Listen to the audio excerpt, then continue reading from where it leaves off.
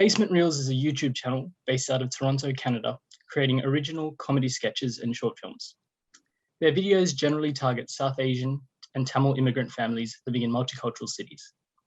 They have over 80,000 subscribers on YouTube, with followers stretching all over the globe, and have used their platform to create films combining strong messages with comedy. Welcome to Thadam, Krusan. Thank you for joining us. I can tell you there are a lot of Basement Reel fans in Thadam. Well, thank you so much. It's great to be here. So to start, in the Tamil community that is predominantly focused on being engineers and doctors, what made you go in the direction of film production and writing? Well, I did start out on the path of engineering. I actually have a degree in that, so I didn't have the guts to go after it right after high school. So I did follow that path, but at the end of the day, I had to listen to like my creative self. And there was a certain point after I got my degree where I realized I was never going to be a good engineer, no matter how hard I tried, but I could be a good filmmaker if I tried. So as soon as that clicked in my head, I had to make the leap and convince my parents and convince the people around me that this was the path for me. And only time could tell, right? If you do good in that space and you prove to your parents that that's your calling. But yeah, that's how I got into it. I just followed my creative side. And you mentioned your parents. I mean, how supportive were they when you told them? So I told them after I spent all this money on getting a degree. So the first thing my mom said was, "Oh, what are you, stupid?" So then after that reaction, like, it did hurt a bit, but I don't blame them because they're just trying to find the safest, most stable path for you. So I think it's up to the younger generation to convince them that when you're outside of this bubble, when you live in Australia or Canada or the US, you can make money in whatever industry you're in as long as you're good at it. So that was what I kind of stabilized in my head to try to go for it. And yeah, I had to convince them, and now they're okay that now that they see like the reaction from fans and, you know, money starts coming in a little bit, they'll be like, okay, you don't have to be an engineer. You can do whatever you want as long as you're happy. But it takes time. It took a few years to do that convincing. Yeah. Absolutely. So onto your films now. What was your inspiration to use everyday issues in our community and change it into comedy?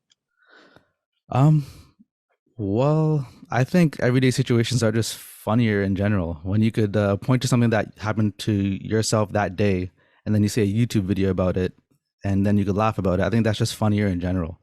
So rather than trying to think of an idea that just never happens in real life, like slipping on a banana peel or falling into a bucket, like, yeah, it's slapstick, but it doesn't hit home, right? So it was just easier for us to talk to our friends, realize what's going on in their lives, and then write scripts about that. And it just came natural to us to start doing topics that were more tougher and tougher. And I think we had a lot of fun writing those kind of scripts.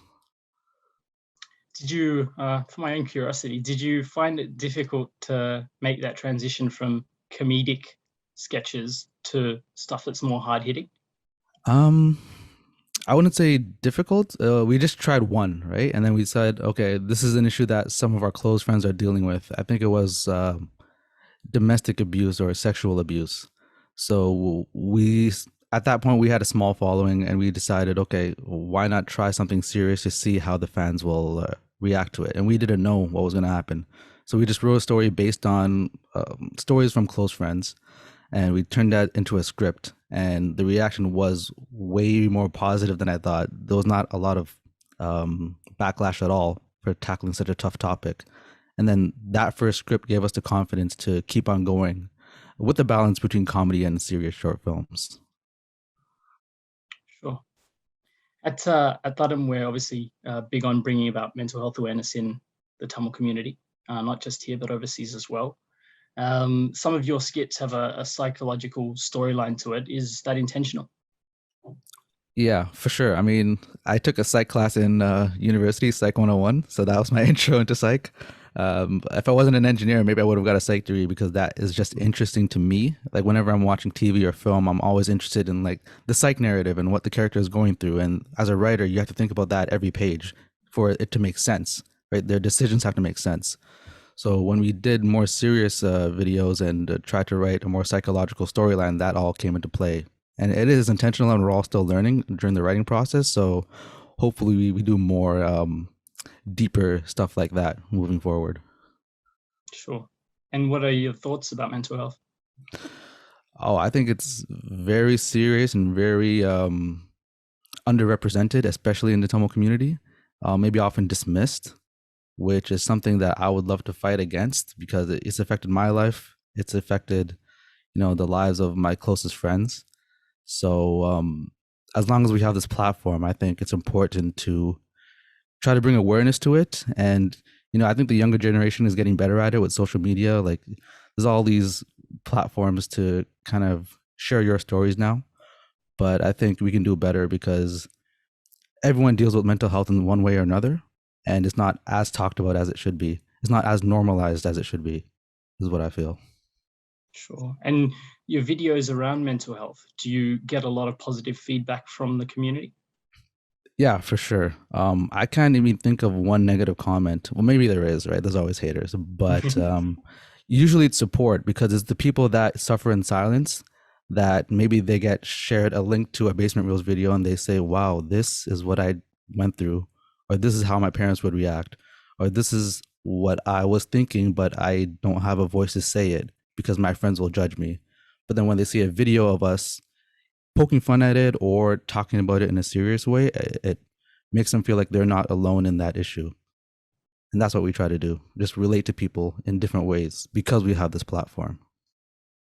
Well, it is a very powerful platform for change, and you are making a difference with those videos. Thank you so much. As a community, do we need to focus more on mental health? Oh, for sure. For sure. I mean, and I think more so in the diaspora because everyone that, immigrates, it doesn't matter what culture, what language you speak, you're kind of living two separate lives in one body because you're trying to relate to the younger generation. You're going to school, you're learning a different language, but at the same time, you have your cultural and traditional values at home. So how do you balance that? And sometimes they clash, sometimes they don't see eye to eye. So who are you as an individual? Like which side do you pick? And the more you talk about it, the more you realize, okay, it's not just me. It's not even just Tamil people. Everyone will go through this. So, I mean, the more you talk about it, I think the more normal it gets and the more parents will realize that, kids are struggling just to live day to day because they're living like a split lives, I would say. And yeah, the more you talk about it, I think just the better it is for the generation growing up. Sure. So let's move on to the short film and our analysis of it.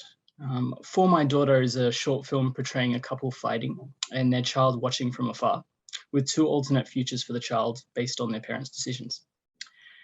To discuss this further on the panel tonight, we have Poonka, a psychologist, Maiyoori, a GP, and our special guest from Basement Reels, Krusan. Welcome, everyone. If I can start with you, Krusan, For My Daughter touches on themes that are relatable for many people in the Tamil community. What were some of the key themes you were trying to explore with your audience? I think the key theme was, I would say marital violence or the conflicts you could have between a mother and a father without realizing that there are kids in the room. Because sometimes when you're so angry, and this could be anybody, not just parents, sometimes everything else blurs out and you only focus on this one person in front of you. But if you have a family, there may be children that look up to you, look up to that behavior. That may affect how they communicate in the future, their conflict resolution skills, and all these things that you don't think about in the moment when you're so heated with another individual. And again, that story came from friends and close friends, and we turned that into a script. But we just wanted to show how neglecting your children for the sake of a marriage may not be the best option, and there may be other options out there. Sure. Poonka, I'd love a psychologist's perspective on this because Krusan's brought up a lot of themes that have a psychological basis. What are your thoughts? Welcome, Krusan. Thank you. Further. In terms of the thing that stood out for me was the stigma and shame, that particular story that brought out. But before I jump into that, one of the things I do want to put on the table this evening is around conflicts sits on a continuum. We've got the everyday or perhaps once a week kind of banter or arguments that can happen in any relationship or in family dynamics that gets easily resolved and people move on and no one's significantly impacted. Then we've got the pointy end whereby it's got to do with the physical violence or psychological, emotional abuse. And I guess tonight or this evening, we're focusing more around that pointy end. So jumping into that particular story, it was the stigma and shame that stood out more so. And what my reflections on that was more around what are the issues that creates and exacerbates that theme. And for me, one of it is the family unit, and the family unit is obviously, you know, something that is very significant within the Tamil community, and it should be. It's pretty much the foundation.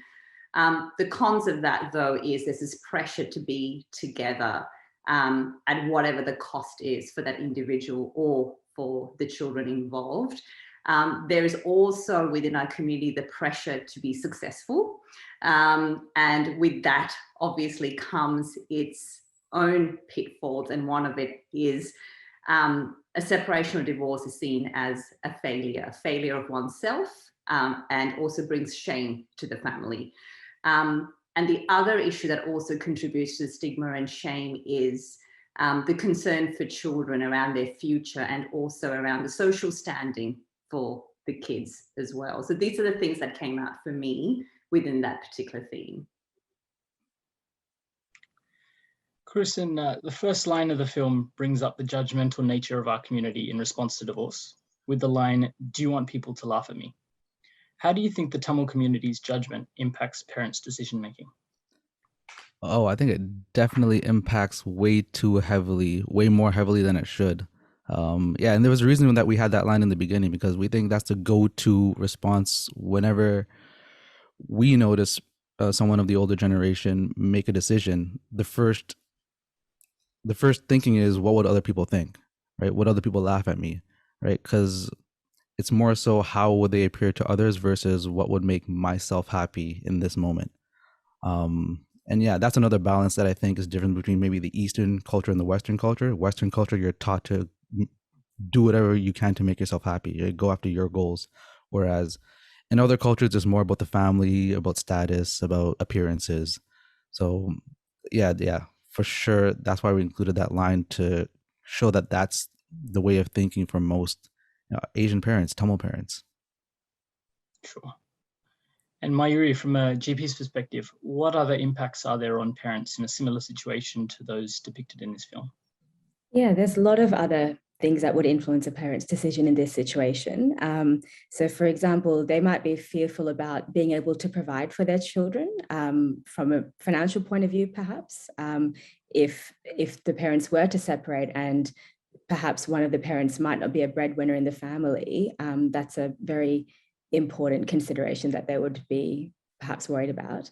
But another big thing would also be concerns about being ostracized from the community as a whole, or being rejected by their close family and friends after hearing about people going through a separation. As you mentioned, Krusan and Poonka as well, you know, it's all about the image and what it looks like on the outside. So people might be quite apprehensive to take a risk and, you know, change the external appearance of an otherwise happy family that they want people to perceive them as. Sure. Poonka, from your professional opinion, what would the child feel like and do when seeing their parents fight in this way?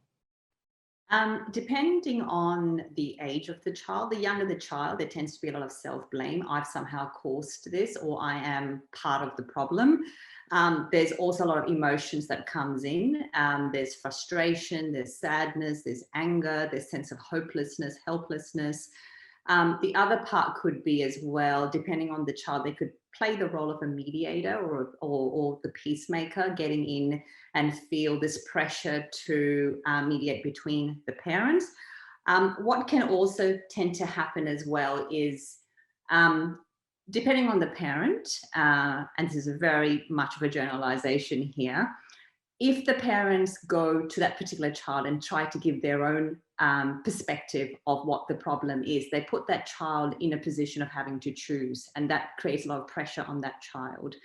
And then that child feels like they have to align to one parent or the other, or sometimes they tend to align with the most dominant parent, because that also gives them that sense of power and control within that dynamics as well, which then creates more issues for the child down the track, particularly their own interpersonal relationships, particularly at schools, or future relationships growing up. Krusan, I think it's interesting that the child almost appeared invisible or became a silent bystander in the first scenario, whereas in the second scenario, with a resolution to her parents' situation, she appeared to become visible to her parents and developed a stronger voice to deal with conflict in her own life. Was this one of your observations of children in the same situation? Well, I think we obviously dramatized it a little bit. It was a very quick short film, and we just wanted to show a black and white right next to each other to get the point across in 3 minutes. Sure. But yeah, what we found is, and again, this is from friends, so it could be anecdotal, right? But yeah, we found that the abusive patterns tend to continue on if it's not treated well or addressed. Whereas coming from a loving family that understands how to communicate may set you up for with better skills when you start your own family and down the road. Again, it's anecdotal, I know, but it's just a point that we wanted to get across to the Tamil community about, how to communicate, the stigmas like Poonka mentioned, and, how to maybe better address these like tough issues that come up in families. Sure. And Poonka, what are your thoughts? Yep, definitely agree with Krusan in terms of children get their blueprint of what a relationship would be based on their very first relationships, and that tends to be their parents or their primary caregivers. And based on whatever the interactions, what they witness, what their experience are, they will then take that to their future relationship, which then means that if they have a healthy relationship model, then they tend to be a lot more assertive for them, stand up for themselves, stand up for others. They tend to know how to place boundaries, to know when to get out of a very toxic relationship, or even perhaps be able to see the early signs. They're also quite decisive. Their confidence levels are quite high, and they tend to reach their potential. Maiyoori, the strong family unit is so important in our Tamil community. We often hear that getting divorced is not an option, and that once we are married, no matter how bad things get, we must stay together. How important is it that we break down this myth? Yeah, it's very important to break down this myth, just like many other similar myths that there are in the Tamil community about what you should and shouldn't do. As Poonka was saying in the beginning, obviously there is a spectrum, so not every situation is going to be the same. And even though, as you mentioned, Krusan, it was heavily dramatized in the video, that's not necessarily the reality. It's not like there's only two options available. So knowing that everyone's situation is different, it has to be treated on a, case-by-case basis. And in some circumstances, these arguments can be easily resolved in a healthy way, and that's perfectly fine, and you can move on and continue through the relationship. And it's useful to try and even get some external help to do that if required, such as perhaps speaking to a counselor or speaking to a trusted friend or family member who could help resolve certain issues that might come up. But due to the stigma and the fear of judgment in our Tamil community, some people might unfortunately feel that they can't actually seek help when they're in a difficult situation. And so they might try and bottle that all up inside, and things can sometimes escalate quite significantly, and it can even cause major fractures in the relationship that are very difficult or not possible to come back from. And if things are slipping into the toxic category, such as domestic violence, or perhaps anything that poses a safety risk to people within the household or children who might be involved, then that makes it a little bit more clear cut in terms of what would be the preferred option to do.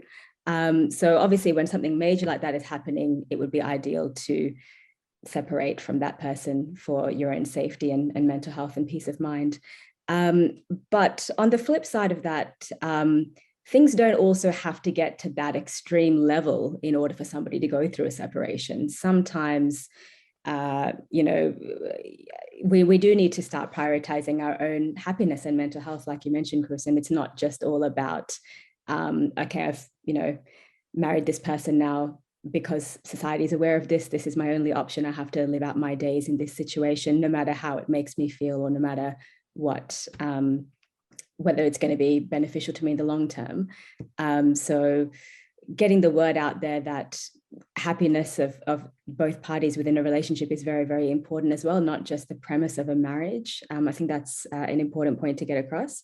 And also, ultimately, if a relationship does end in a separation, that really needs to stop being seen as a sign of weakness, because it's not necessarily something that anyone would, I imagine, enter into lightly. It takes a lot of thought, and there's a lot of baggage behind that. And so if you're able to recognize that it's something that's required, that these two people need space, or they need to separate and not come together again, that should not be seen as a negative or a blight on that person's personality or their future prospects or anything like that.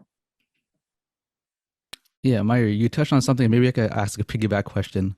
You mentioned something about the idea of even getting help is stigmatized, especially within the Tamil community. So what do you think should be done to address that? Because I know so many people that maybe should get help, but they don't, in fear of what friends or family might think. So what do you think can be done or has been done to address that? Yeah, I think just talking about these issues openly in general and putting it out there into the world, such as through your videos, tackling really difficult topics, is not an easy conversation to have with anybody, even with your closest friends and family. It can be quite awkward, and it can sort of, some people might think, bring a bit of a negative energy into the room. But even if a conversation is awkward, if it's an important topic, we need to stop being worried or scared about talking about it, because the more we sort of keep it, you know, sweep it under the carpet or hide behind a curtain instead of talking about it openly, that's when people get more and more trapped into this, you know, realm of stigma and judgment and taboo topics. And there's no, you know, there's no benefit to keeping things quiet, because if people are suffering in silence, many people are going to continue doing that, and everybody is going to end up being miserable. You know, we all have situations and things that we're not necessarily comfortable to talk to everyone about openly, and that's okay. But the more we start giving people space to have those conversations with us, I think that will help break down the taboo as well. So instead of gossiping about, you know, oh, did you hear about this family? This is what they have engaged in. Or did you hear about so-and-so and their partner? I can't believe they went through that. Instead of talking about people in such a negative way, I think we have to be more empathetic and understand that everyone has their own battles, everyone has their own journeys, and we can't judge someone just based off a few comments that we might have heard, or a bit of gossip that doesn't necessarily have anything to back it up anyway. So that culture, that toxic gossiping culture, we need to break down on. And I think, you know, I do think people are coming out with these stories a little bit more. As you mentioned, on social media, there are more platforms where people can actually, even anonymously, submit their own stories or videos to help relate to others, because at the end of the day, we're all human beings. We all have something, we can relate to at least one other person in the world for the vast majority of our issues. So once we have that confidence to be a little bit more vulnerable with people and let each other see our own humanity, and, you know, we're all flawed human beings, we all have mistakes, and we all, have different parts of our lives that we need to feel more comfortable sharing. I think that's what's really going to help allow people to seek help when they need it. Cool. It's good to hear that from an expert instead of a writer and filmmaker taking a stab at it. And I'm just going to jump in there and go, guys, this is the time that we plug Thadam here to go, right? This is why we're doing what we're doing. Yes. to raise that awareness. Yeah. Absolutely. We'll plug Thadam thoroughly at the end, I promise. So Poonka, let's move on to, you know, the child's development and the effects that this behavior might have. So how would the parents' behavior in this film impact the child's development? There's different domains, but in terms of what I'm going to mention is it definitely would impact them socially. So connecting with their friends, sustaining friendships, particularly in terms of what's been modeled to them in terms of, you know, resolving conflict or being empathic. So unfortunately, those are not modeled in a healthy manner. This is some of the things that they're going to take into their own interpersonal relationships. Then we've got the impact on them emotionally, not being able to manage their emotions. If they're constantly witnessing people shouting and you know, and their moods are up and down, then that's also going to be something that they will mirror, and they think that's normal, which then again impacts their social connections and their ability to manage their emotions as well. Learning gets impacted. They're focusing, completing tasks, because if they're constantly thinking about what's happening to Amma or Appa at home, they're definitely not going to be able to focus. Or if they've got their own fears and worries, that's obviously going to impact their academic success. But also they've got greater risk in developing low self-esteem, antisocial behaviours, anxiety, possible substance use down the track, again, depending on how consistent these conflicts are they tend to witness or experience. And then we're going into perhaps self-harming as well. So these are some of the things that could develop down the track, and then some of these things that parents need to be mindful of. Yeah. So Krusan, I mean, Poonka's raised, you know, a lot of different themes and a lot of character traits that we as the Tamil community definitely don't want to pass on to the next generations. Ultimately, what was the sort of purpose of this short film? I think it's exactly that, to raise awareness and talk about something tough in a way that the younger generation and older generation can both understand, right? Instead of like a news article or a news story where something bad happened, you know, why don't we dramatize a short film to get across a message that can be shared around the world and hopefully spark change. And yeah, that's what we've been trying to do with these short films, and hopefully this one at least reach some people that can touch their lives in a different way, and hopefully they could relate to it or maybe make a change in their lives that's needed. Yeah, that's the goal here. Sure. Well, I can confirm that it's being circled around on WhatsApp on the Auntie Network. My mum was watching it the other day, so you know, it's getting out there. So that's a positive. But Maiyoori, if there is anyone out there in a similar situation moving forward, what would be helpful for both the child and family?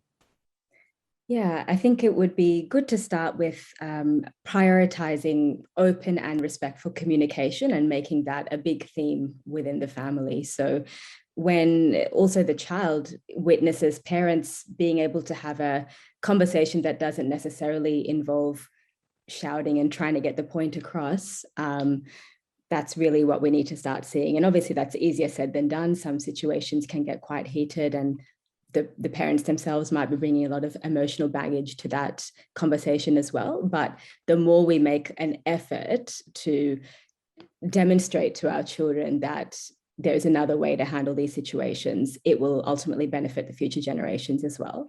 And sometimes if it's not possible to have those calmer and open discussions for whatever reason, trying to get some advice from somebody you trust, whether it's a close friend or a family member, ultimately someone who's impartial though, because you don't want like a biased, view just favoring one side. But so like a third party that's not directly involved in the relationship, that can be really useful to try and see things from a different perspective. And that might be all that's needed to help get out of a tough situation or out of a tough relationship dynamic.